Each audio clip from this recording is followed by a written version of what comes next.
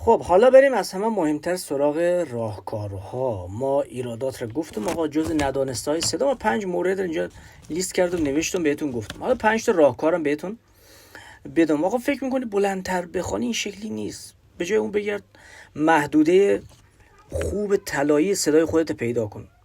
راهکار چیه؟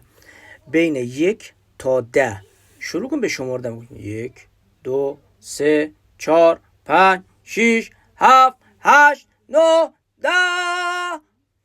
سقف صدای خودت و کف صدای خودت رو پیدا کن. حالا ببین در کدوم شماره خیلی راحت تر صدای تو در می اومد. برای مثال بگم 1 2 3 4 5. من توی شماره 5 خیلی راحت تر میخونم. این محدوده طبیعی صدای من.